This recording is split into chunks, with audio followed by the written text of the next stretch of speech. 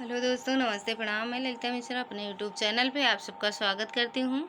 एक देवी गीत सुनाऊंगी, अच्छा लगे तो कमेंट में ज़रूर बताना, भरपूर सपोर्ट करना।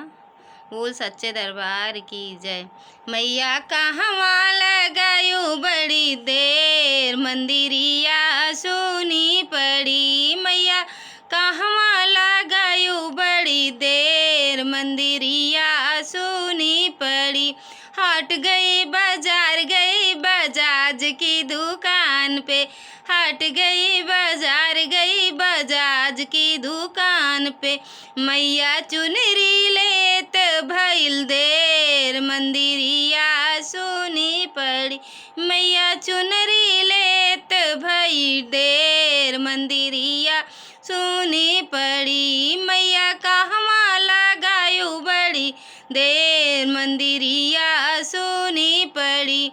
हट गई बाजार गई सोनार की दुकान पे, हट गई बाजार गई सोनार की दुकान पे। मैया नथनी लेत भई देर, मंदिरिया सुनी पड़ी। मैया नथनी लेत भई देर, मंदिरिया सुनी पड़ी। मैया कहवा लगायू बड़ी देर, मंदिरिया सुनी पड़ी। हट गई बाजार गई मनिहरवा के दुकान पे, हट गई बाजार गई मनिहरवा के दुकान पे। मैया चूड़िया लेत भई देर, मंदिरिया सुनी पड़ी। मैया चूड़िया लेत भई देर, मंदिरिया सुनी पड़ी। मैया कहवा लगायू बड़ी देर, मंदिरिया सुनी पड़ी।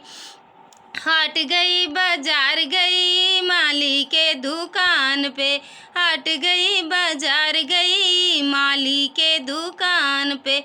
मैया फूलवा लेत भई देर, मंदिरिया सुनी पड़ी। मैया कहवा लगायू बड़ी देर, मंदिरिया सुनी पड़ी। जय माता दी।